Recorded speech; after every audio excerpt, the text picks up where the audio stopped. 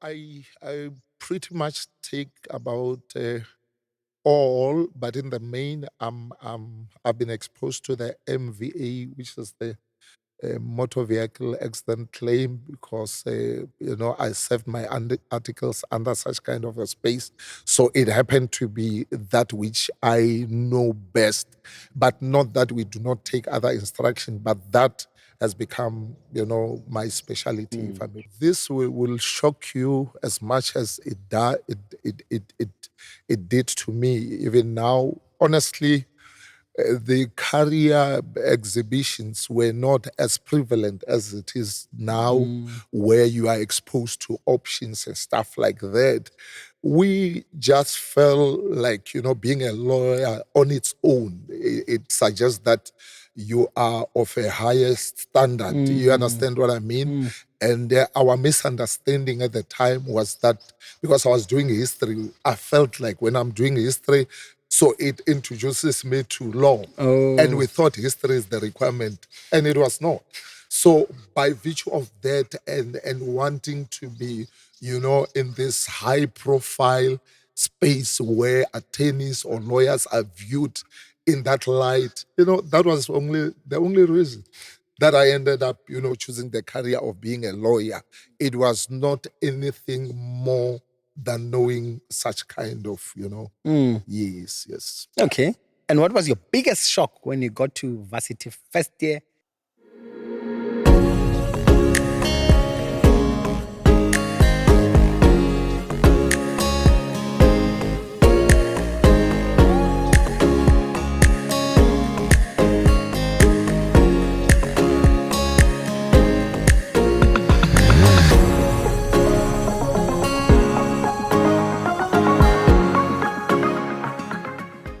Right. Greetings, ladies and gentlemen, and welcome to Phalaborwa Podcast Corner.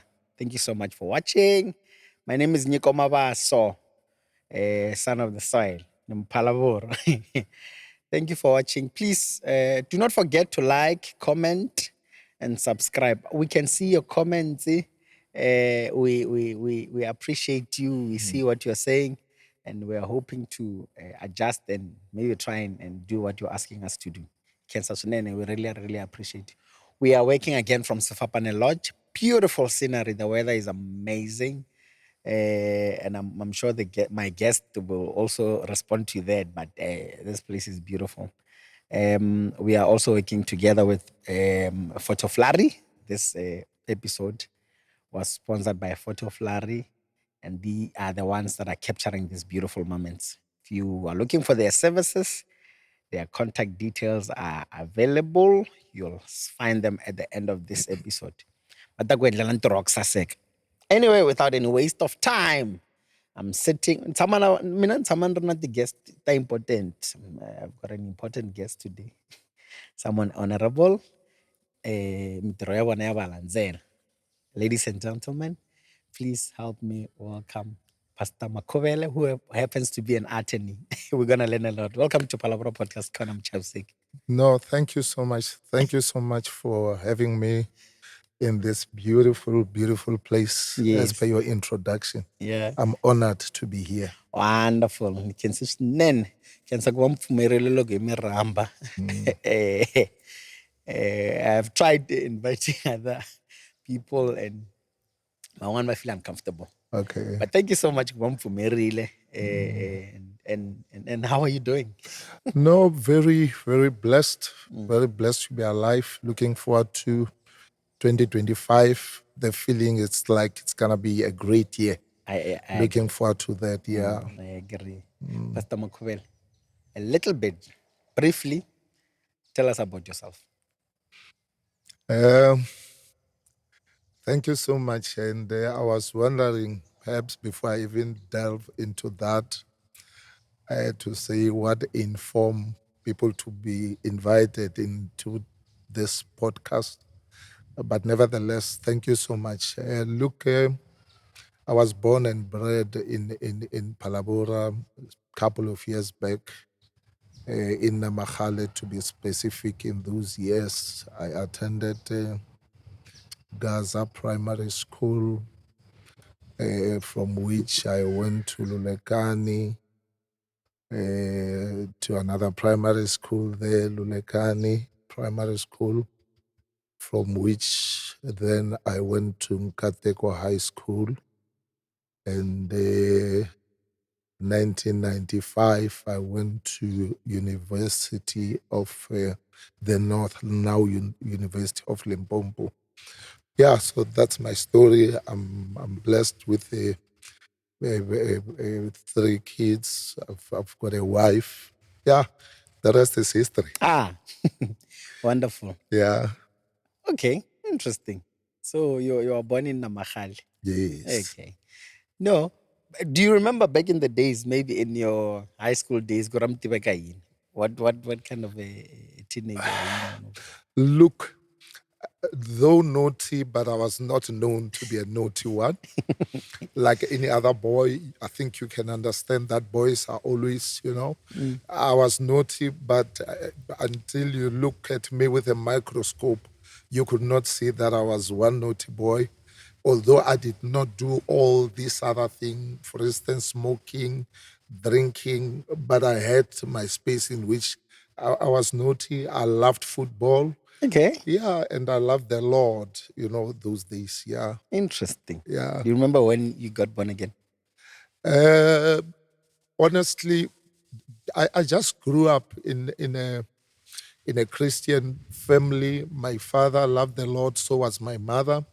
So I just grew up in that environment, not understanding, necessarily what does it mean to be born again.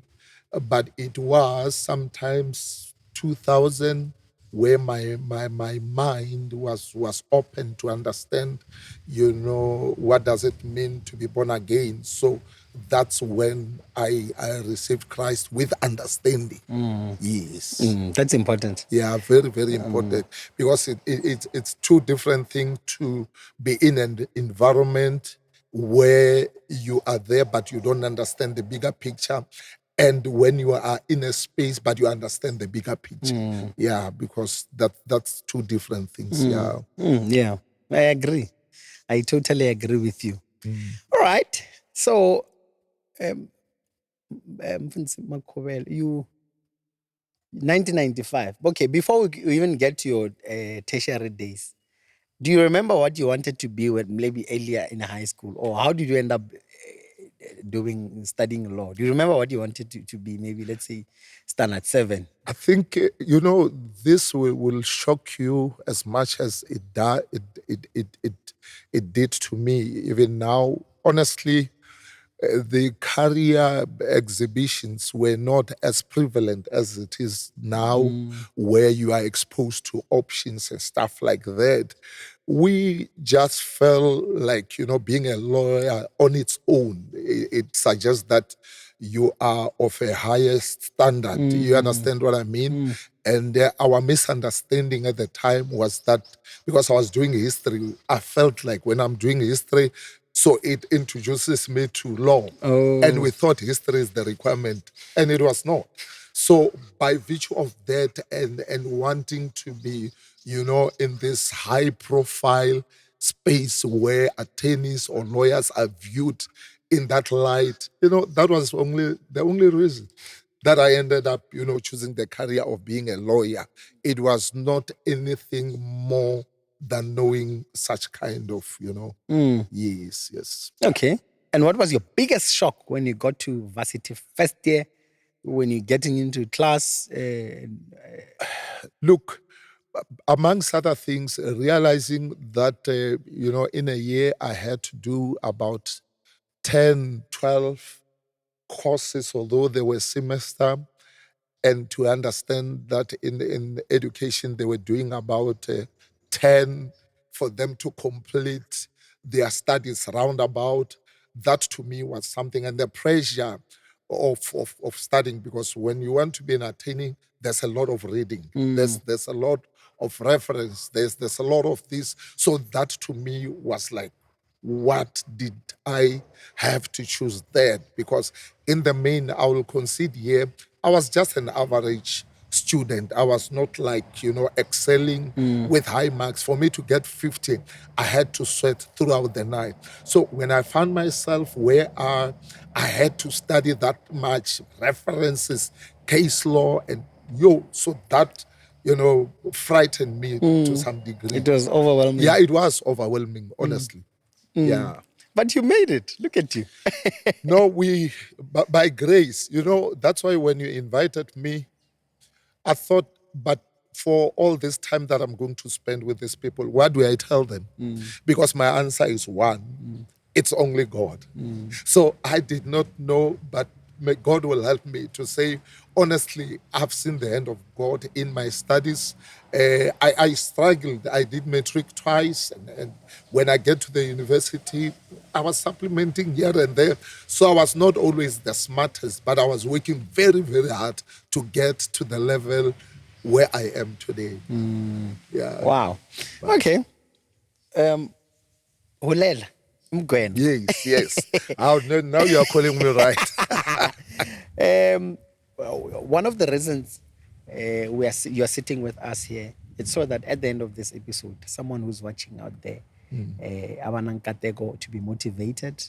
It doesn't matter where you are born from. You are able to be someone prominent in future if you follow your dreams. So the reason we invited you, the most important one, is to just appreciate one of our own, who is born in the dusty streets of Mahale, grew up in Lulekani, and who is now, shining out there. We want to appreciate them because you are making a difference in our society.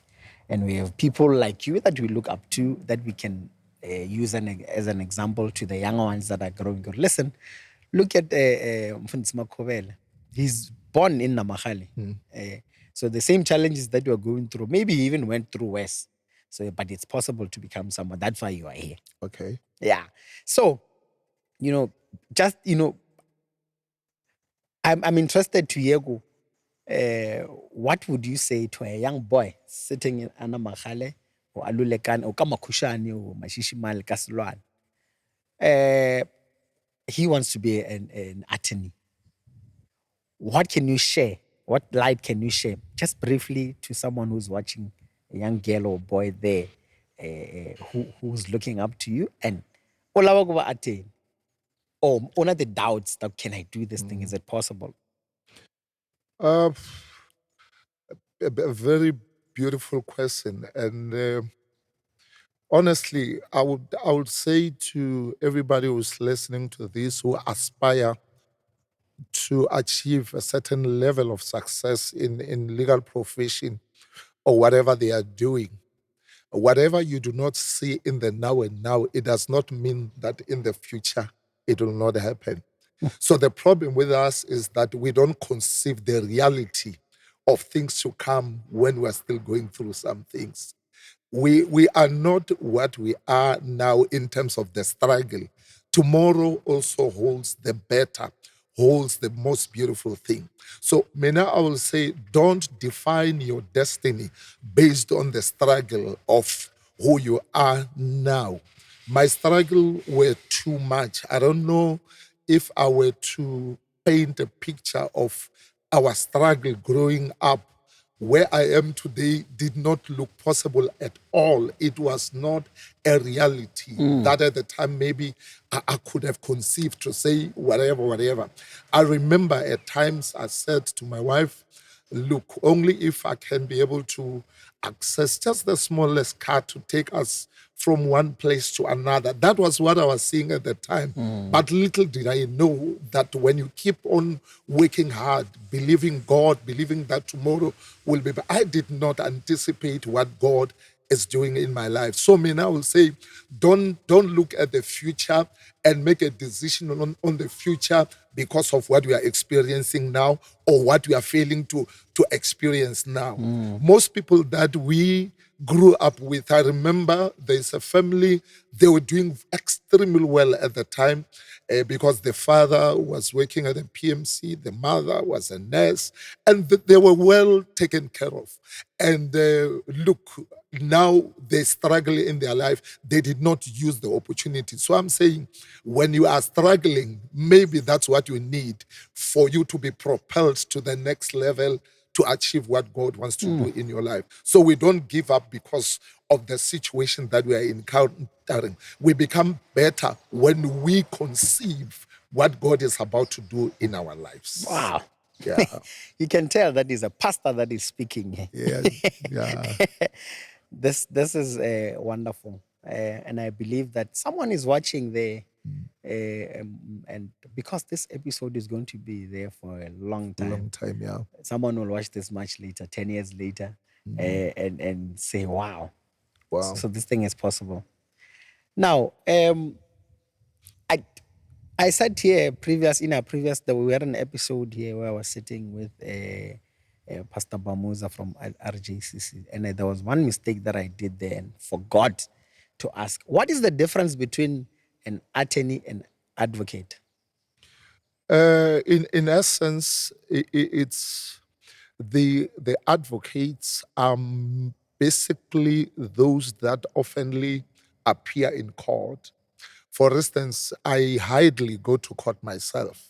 I instruct them to go to the court of law and represent my client. So basically, they are frequenting the court space. So with an attorney, we are running from an office space. Yes, they can have an office, but we are taking instruction, assisting client, and what have you. But in the main, all they do is to go to court and represent the clients, mainly after we would have instructed them as attorneys. I've got people that I instruct from Phalaborwa to come to High Court and do my work there. I don't even need to go to court. So basically, that's the main, difference. Yeah.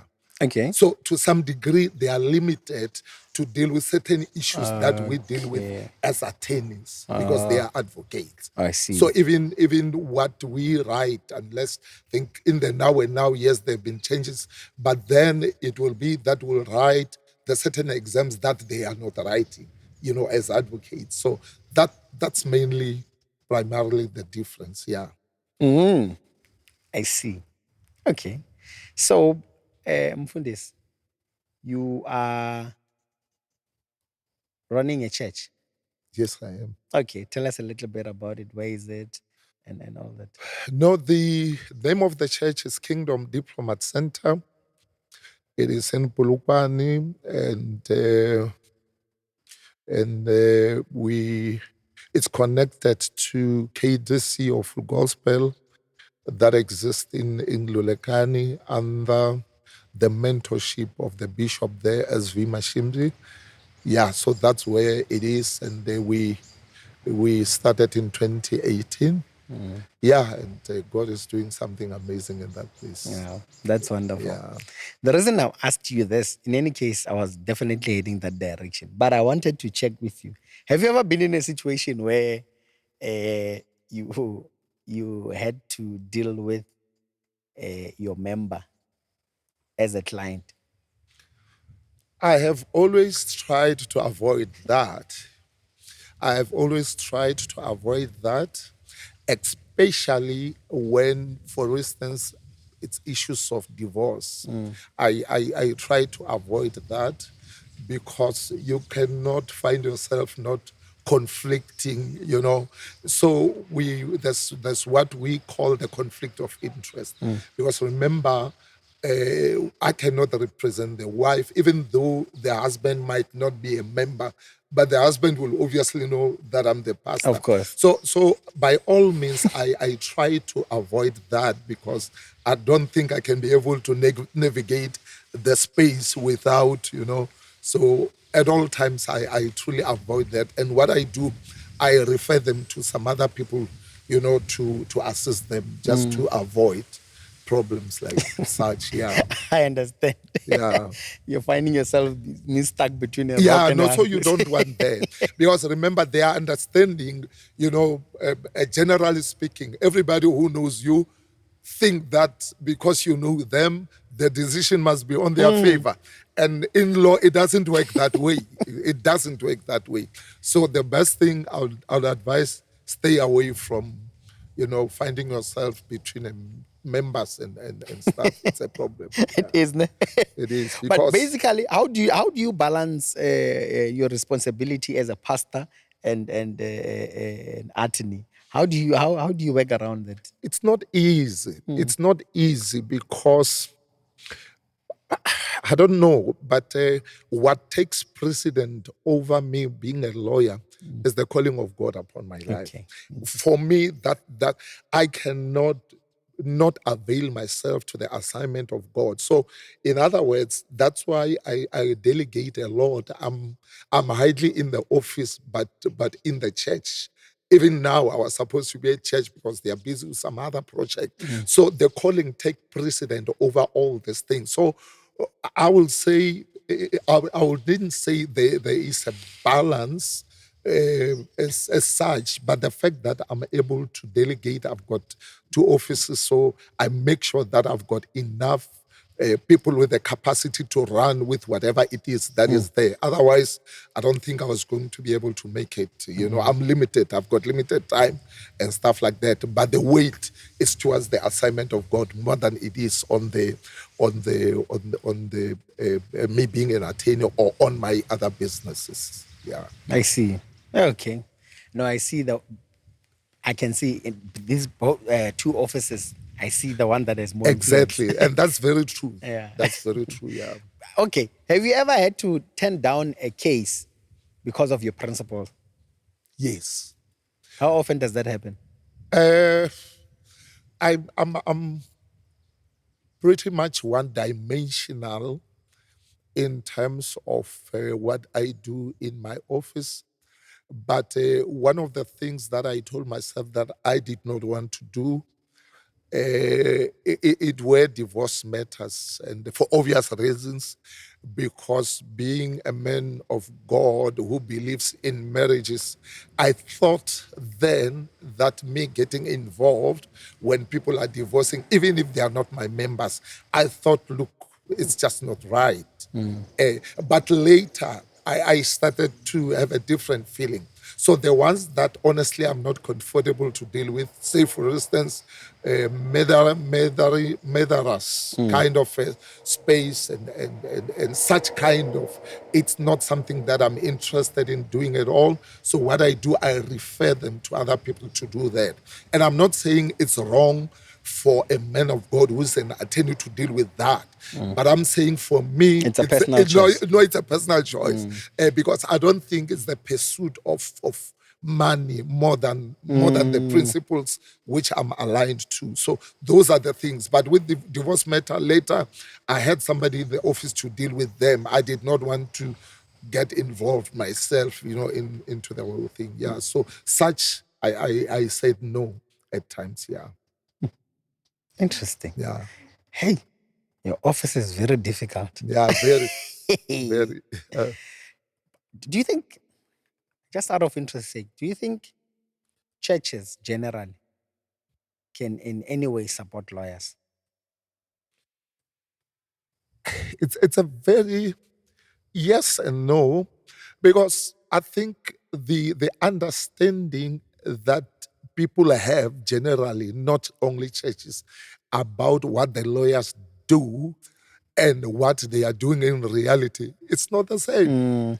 It's not the same because I get the interpretation of lawyers' involvement in cases. Some people feel like these people are just going to make somebody who has murdered somebody to go out just like that. And that's not the case.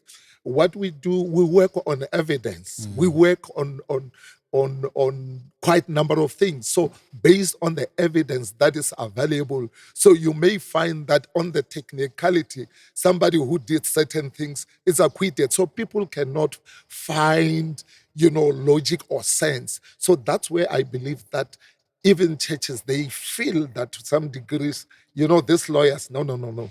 They will make this one go off the hook without, no. It's a principle thing. It has got guidelines.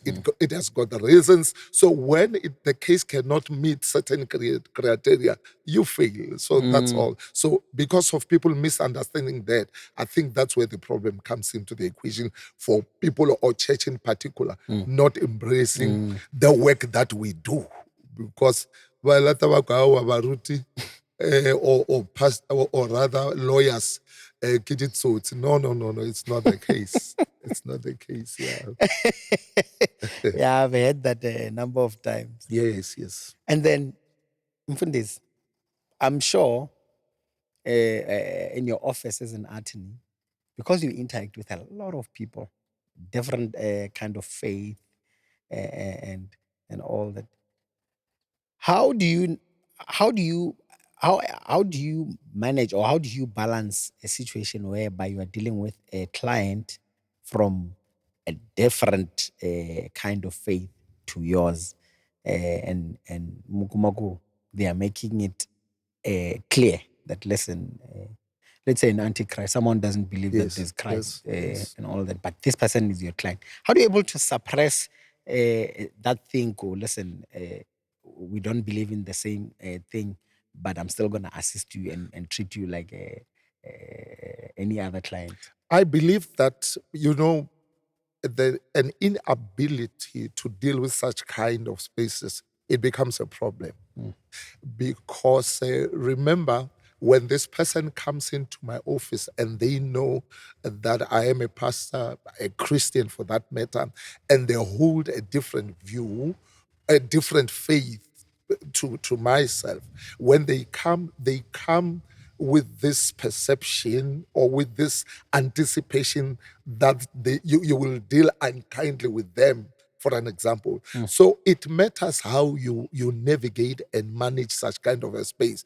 Remember, when they come to the office, they do not bring faith issues. They are giving you an instruction on the matter of interest to them. So all you have to focus on is the instruction at hand. Even if it's a sangoma or whatever, if I want to be involved in terms of preaching to this person, it will not necessarily be at the consultation level, because there I am executing my assignment. And my preference, it will be after I would have assisted this person, that I can be able to reach out and try to see if I can be able to, reach them in terms of the faith that I have in Christ. So I will say, don't mix issues.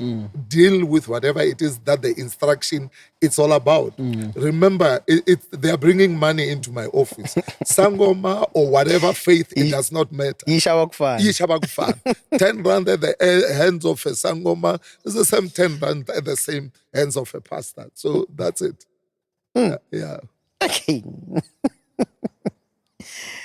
Okay. Okay. According to you, in your office as a lawyer, what do you think is the best way, or how best do you think lawyers can influence a positively into the society general? As a pastor, that's your mandate. Yes. That's your mandate to share the good news. But as a lawyer, how best do you think lawyers can have a positive influence into the society? Honestly, I think our image as lawyers in the profession has been tainted so much, and it's pointing at one direction. For an example, there's a trending news about the judge currently speaking with a lady. Wara wara, the story is history. I think you know all about that. Because when we are lawyers, I think you'll agree that we hold a certain position in a society. People respect us and they look at us in a particular eye. So when people become vulnerable at our hands to that very extent that the recent case is trending about, it becomes an issue. It becomes an issue. Because, for instance, somebody comes into my office and say, look, I want to divorce, and immediately I can see that the person is vulnerable now because she's going through a divorce. So instead of executing the instruction, now I want to take advantage of this woman because now she has poured herself to me about whatever she's. I don't think it's right. It's not good for the profession. And when the people, around, they hear such kind, they lose confidence in us. So that's number one. And number two, I think when we cannot handle the issue of finances the right way, people knows us in a certain light when it comes to money, to say you cannot trust these people, and we are in some way confirming that they are right. So I think if we can be able to correct that space and make sure that our reputations are right, and we are honorable even when it comes to deal with finances that are not ours, and then people can be able to have confidence in us as lawyers. Yeah. Well spoken. No, no, this is this is very interesting. Yeah. Actually, you are going deeper than I had imagined. Yeah. And I'm impressed. Going back to the case of a divorce as an example, when you have a client that comes to you, emotionally because of whatever they are going through into their marriage, with your experience, are you able to tell God, actually, this is just a season, you can help this person not to divorce, or normal, it's not your space to advise in So that regard? the advantage that we get necessarily by virtue of us being pastor, that's one dimension as well. Okay. That comes into the equation. When somebody comes, although you are wearing a different shoes, but the spiritual, perspective kicks into the equation. And even from the professional legal point of view, when somebody comes and say, I want to divorce, you do not necessarily say, okay, give me a deposit, and then you start to proceed with the divorce. You are expected to listen to this person and see if the differences are reconcilable or they are irreconcilable. Because remember, it may be out of anger by just a spare of a moment issue that the person had with the husband, or vice versa. So all you have to do is to see if you can, make this people to reconcile. So that's why I'm saying, as a pastor, it does help, because you can be able to detect and see that this is just but a season, and you can be able to advise this person. So more often, I say, when you come the first time, I will not take the instruction to divorce. I will try to advise you to say, okay, can't you handle one? Then you will come to a point where you realize that these people, it's they are not reconcilable. Then you can proceed with the instruction. So even from the profession, you are expected to do that. Oh, okay. That's where you can say it has irretrievably broken down. It means that you have tried to reconcile the two and it did not work. Then you had to move with the instructions. I see. Yes. So basically, what you're saying, go, divorce. No, That's, but some people do, because clearly it's all about money. I mean, and I believe that's so wrong morally and legally. I feel it's so wrong, because the problem with that is that when you take the instruction on the first day, you take the deposit and she comes back and say, no, we have reconciled. So you did not do your job. You did not. You understand? So it creates a problem. And I think that this person can say, look, I instructed this person, but he did not provide me with counseling. You understand? And I paid him money. So to avoid such kind, provide a little bit of counseling and see if they can reconcile. If they reconcile, it's okay. You have done your work. If they do not, then you can proceed with the instruction. and they will never forget you. No, that's another good thing, because when they reconcile, I mean, the better for you. They look at you, because what you are saying about trying to reconcile them, you are saying to them, it's not all about your money. It's all about you, building. Because remember, at the same time, God is interested in families which are functional, not dysfunctional families. So when they become functional, I mean, you have done something. And imagine, even if, sorry about that, even if they give you 100 rand to say buy a cold drink. I mean, it's something. It's something positive that you have achieved. Yeah. Wow, that's amazing. I wish everyone in your space can learn from you Yeah. and have the right spirit, you know, in their offices and not only focus on money. Because so far, I'm a Italy. No, that's true. Italy. That's very true. No, I'm a witness. Italy. You can Yeah. never say, say ringeni, No, no. ringanini. Yeah. No. Okay. No. This is very interesting. For invite as a guest, as a preacher, let's start there. Church. How do people find you? Uh, very difficult to respond for them, but I am very much accessible. I'm very much accessible because I think that's where it starts.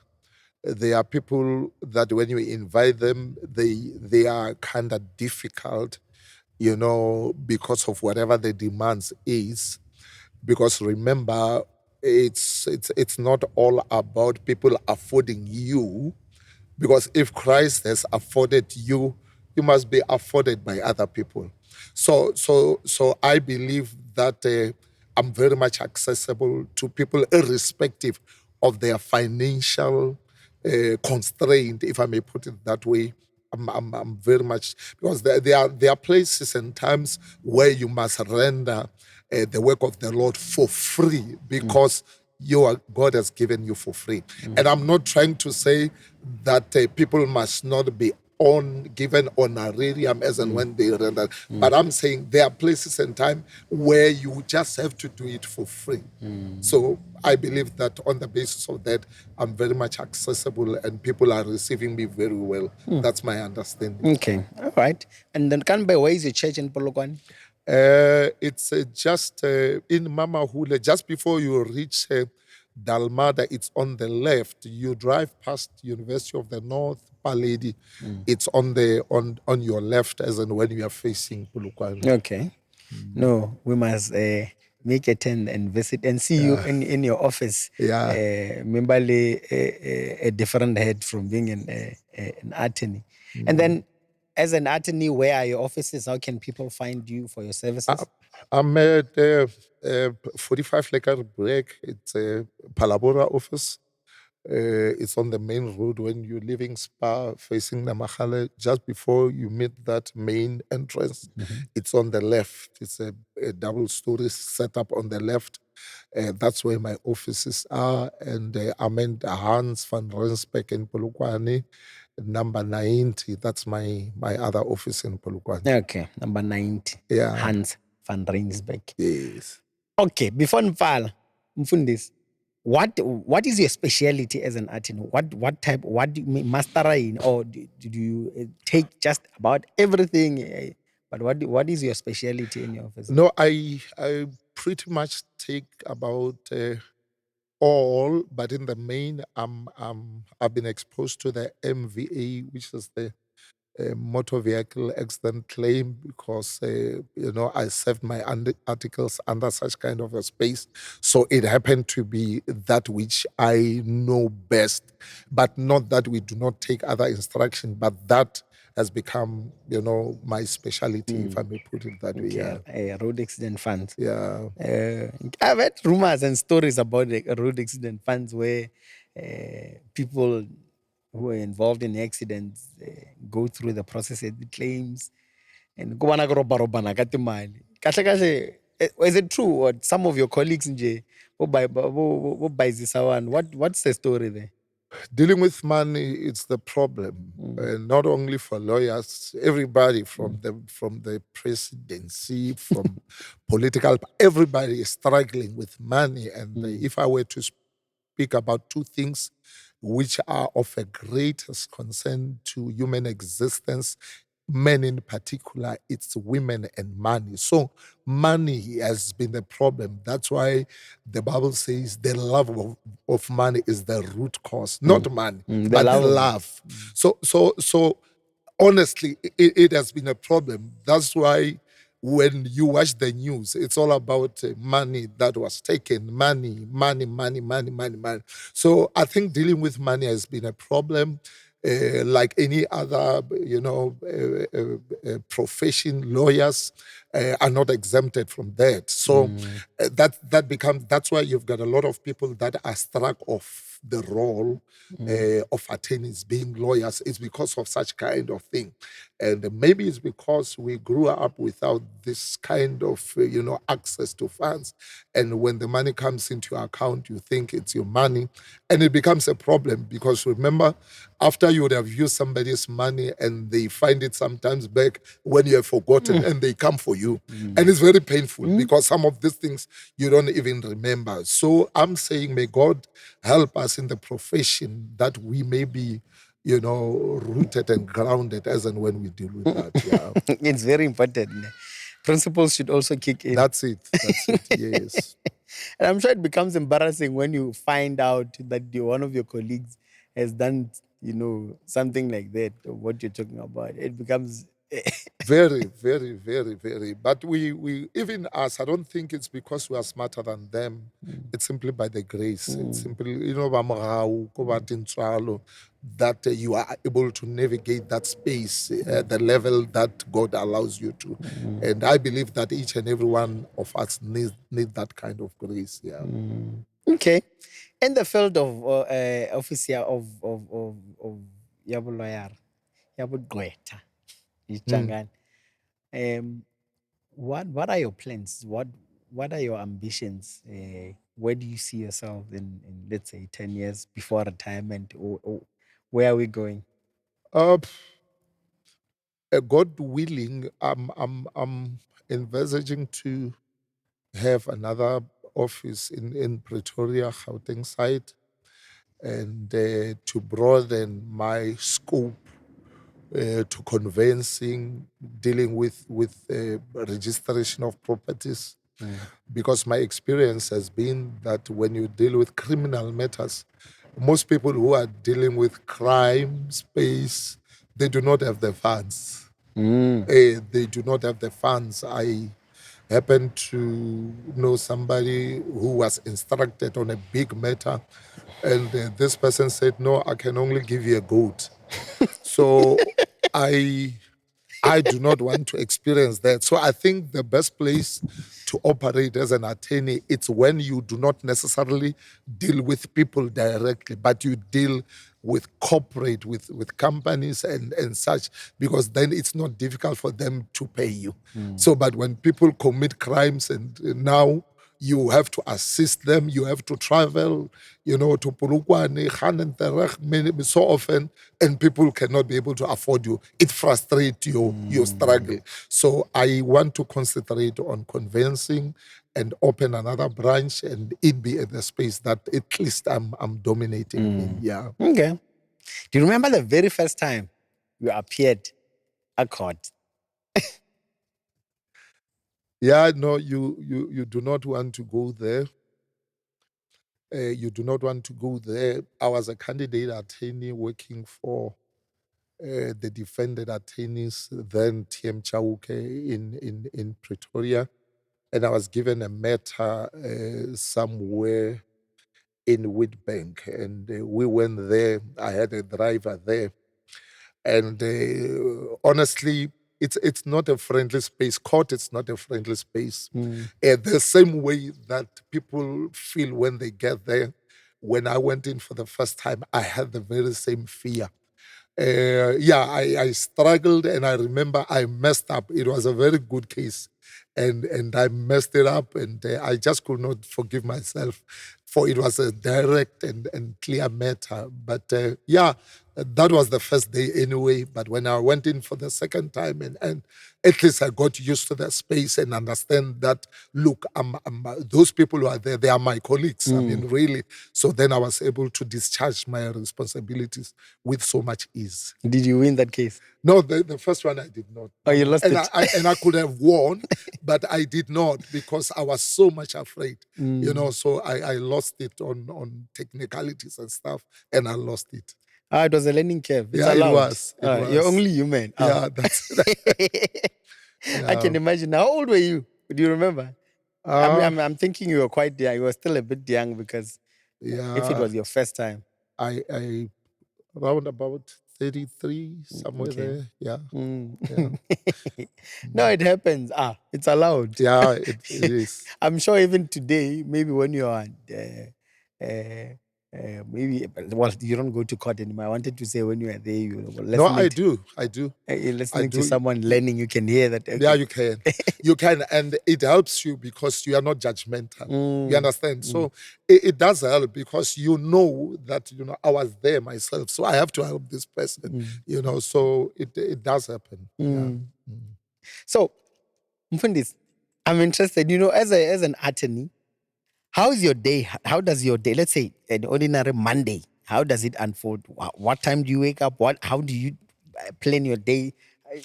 I think diary speaks to you Okay. more than anything else. Diary will tell you what you need to do, what is urgent and end. So it's all about diarizing. The office is all about diarizing. There are times where I can go to the office before anybody arrive in the office because there's something that needs my attention on that specific day. So there are times that I can just go later in the day. There are mostly days where I don't even go at all because the calling of the Lord, like I said, take precedent over me being entertained. So in essence, I'm a pastor more than I am the attained. Yes. So when it comes to the attained, it's the diary that speaks to me. But when it comes to the house of the Lord, I try everything to be in the house of the Lord, no matter what. No matter what. Yeah. No matter what. Would you take a case, Yofana Naya, where a church, as they're fighting amongst each other?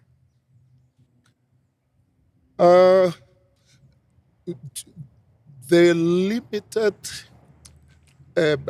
space where perhaps I can deal with it, it's not on the legal space. It will be on me trying to involve as a pastor.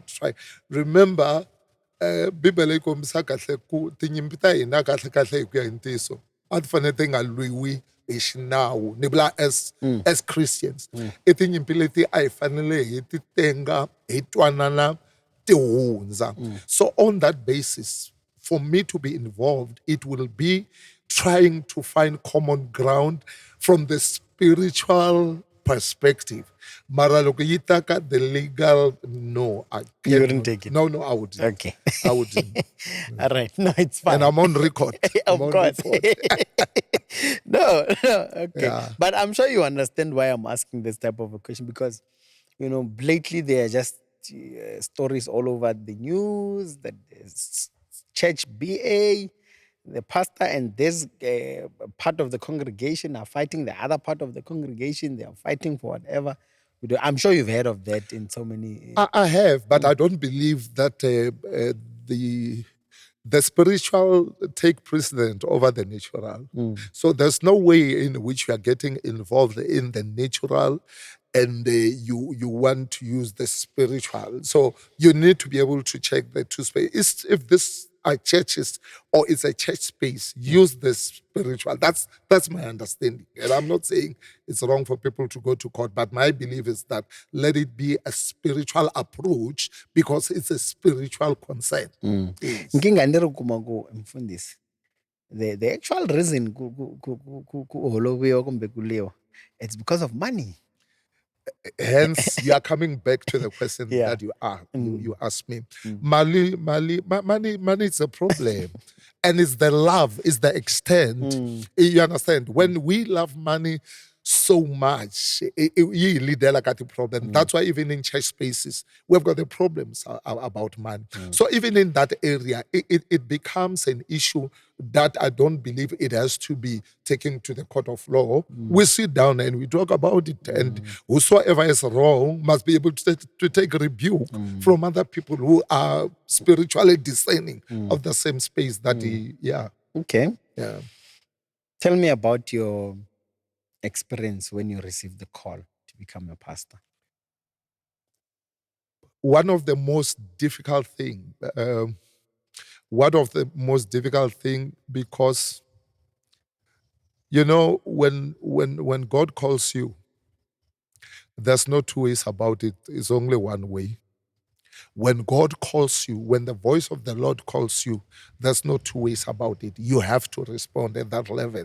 And what I've experienced at the time of God's calling, it does not give you peace until you follow suit. You just cannot be calm. You have to follow the calling of the Lord. So it was kind of difficult thing, because sometimes when we see people standing in the pulpit there wearing suits, white shirt and a red tie, we think it's all about it.